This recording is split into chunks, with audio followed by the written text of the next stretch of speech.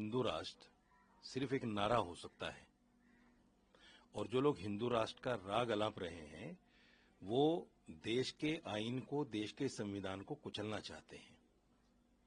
हिंदुस्तान एक धर्म का नहीं है, 140 करोड़ शहरियों का है।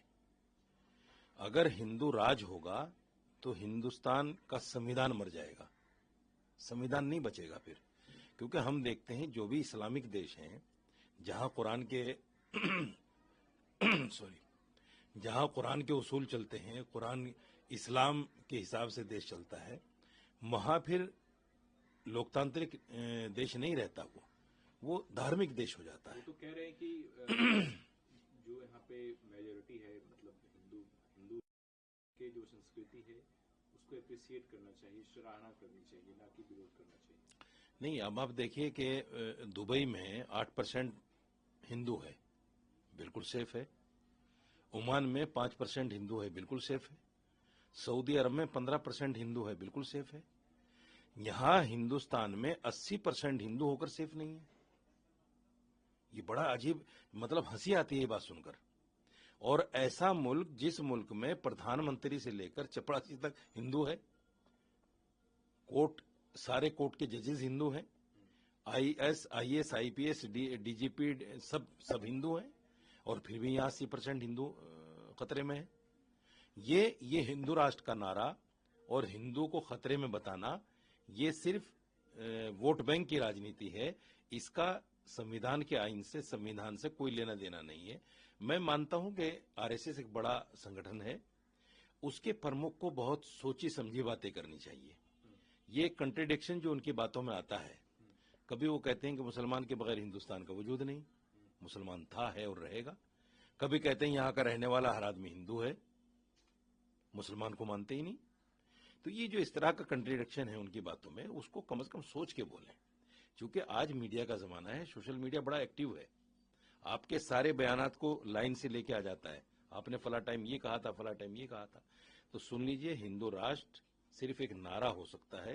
हिंदू राष्ट्र, जिस दिन ये देश हिंदू राष्ट्र हो गया, उसी दिन संविधान खत्म हो जाएगा, और फिर यहाँ मनुस्मृति लागू होगी। और मनुस्मृति में जो भी दलितों के साथ और दूसरे धर्मों के साथ किया गया है, बताया गया है, वो सब कुछ लागू होगा। सस्पेंडेड किया है उन्होंने जनता उन्नयन पार्टी, कैसे देख रहे हैं उनकी पार्टी के भविष्य को अब बंगाल में आने वाले चुनाव? कोई भविष्य नहीं है। आप देख रहे हैं असदुद्दीन ओवैसी की जो पार्टी है मजलिस इत्तेहादुल मुस्लिमीन, और उसके पहले अगर मैं जाऊं मुस्लिम लीग, मुसलमानों ने इसलिए नकार दिया उसको क्योंकि उसका नाम मुस्लिम लीग था। मजलिस इत्तेहाद बैनुल मुस्लिमीन को इसलिए मुसलमान एक्सेप्ट नहीं कर रहा है खुलकर, इसलिए कि उसका नाम इत्तेहाद बैनुल मुस्लिमीन है। मुसलमान की पार्टी मुसलमान के नाम पर या मस्जिद के नाम पर, इस तरह की कोई पार्टी देश में कामयाब नहीं हो सकती। इसलिए इन्होंने जो षड्यंत्र रचा, हम तो ये समझते थे कि शायद बाबरी मस्जिद के लिए काम कर रहे हैं, इसलिए हमने भी खुल के समर्थन किया। लेकिन पता चला कि इसके पीछे तो बहुत बड़ा षड्यंत्र है। क्या षड्यंत्र? इसके पीछे तो षड्यंत्र ये है कि वहां से तृणमूल कांग्रेस को उखाड़कर फेंकने की साजिश है इनकी, क्योंकि तृणमूल कांग्रेस ने इनको टिकट नहीं दिया, तृणमूल कांग्रेस इनको मुंह नहीं लगा रही है, इनको निकाल दिया। तो ये चाहते हैं कि अब तृणमूल कांग्रेस जो है यहां से साफ हो बंगाल से। ये इनका षड्यंत्र है। और बाबरी मस्जिद के नाम पर जो करोड़ों का चंदा इन्होंने इकट्ठा कर लिया है, कौम तो उसका भी हिसाब मांगने वाली है इनसे कि भाई क्या है, कैसे है, ये क्यों हुआ है। ये बहुत बड़ा घोटाला है। और मैं तो कौम से कहूंगा कि इनसे सबसे पहले बाबरी मस्जिद के नाम पर जो चंदा इकट्ठा किया है उसका हिसाब ले, उसके बाद में देखेंगे पार्टी वार्टी तो बाद की चीज है। सर, बांग्लादेश दिन पहले एक हिंदू युवक को पीटा गया, मॉब लिंचिंग किया गया, उसके बाद उसे रस्सी में बांधा गया, जिंदा जलाया गया। उस घटना के बाद अब पूरे बांग्लादेश में हिंदुओं में रोष है और वो जगह जगह धरना प्रदर्शन भी कर रहे हैं। आज वो जो बांग्लादेश में प्रेस क्लब है उसके आगे उन्होंने धरना प्रदर्शन किया है। कैसे देखते हैं? इलाज बताया ना मोहन भागवत जी ने कि जहां जिस देश में जो माइनॉरिटी है उसको इकट्ठा होना पड़ेगा। ये बहुत बड़ा इलाज बताया है मोहन भागवत जी ने। घटना जो बांग्लादेश में नहीं, मैं बता रहा हूं उसी को। बांग्लादेश में एक हिंदू का इस तरह से वहशियाना कत्ल होता है, हिंदुस्तान का एक भी मुसलमान उसको जायज नहीं ठहराता, हम कंडम करते हैं उसको।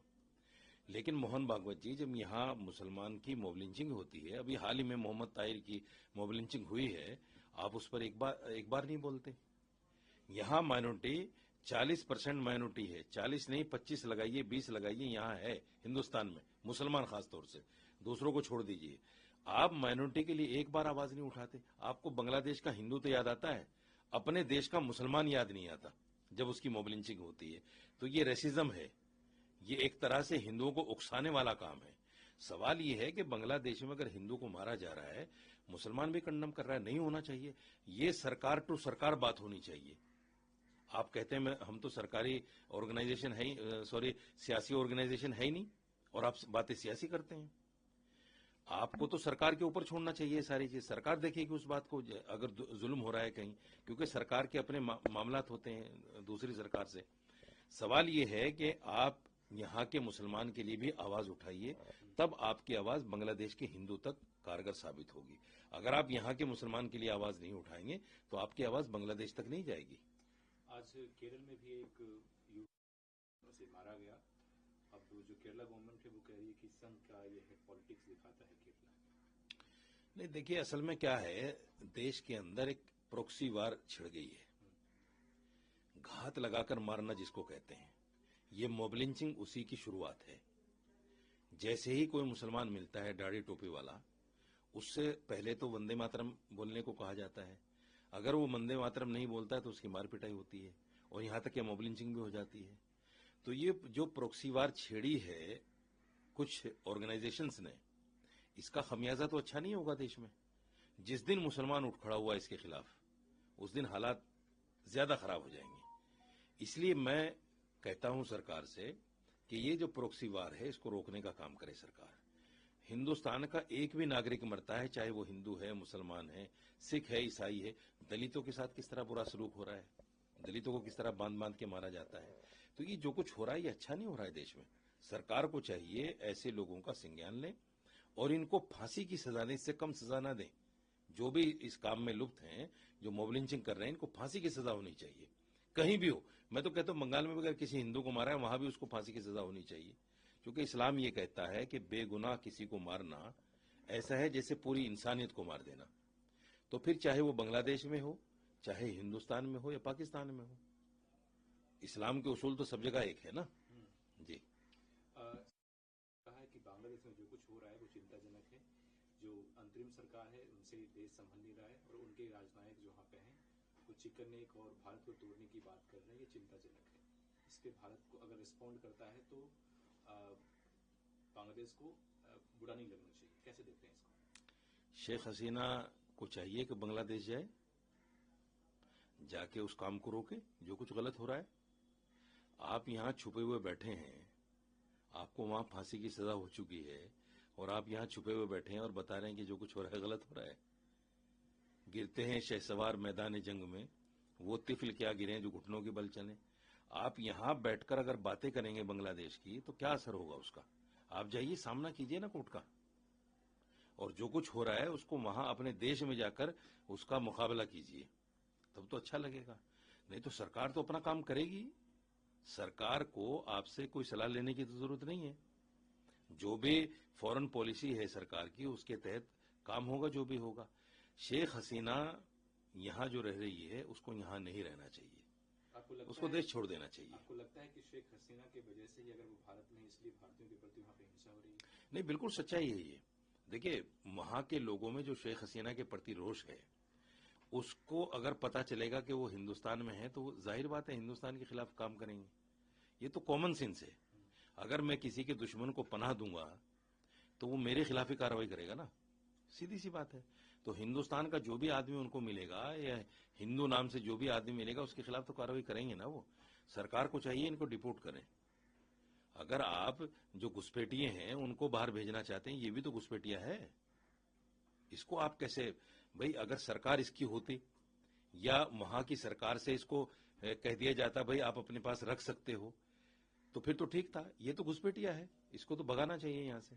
नहीं तो जाहिर बात है बांग्लादेश और हिंदुस्तान के ताल्लुकात कभी अच्छे नहीं हो सकते। ठीक है।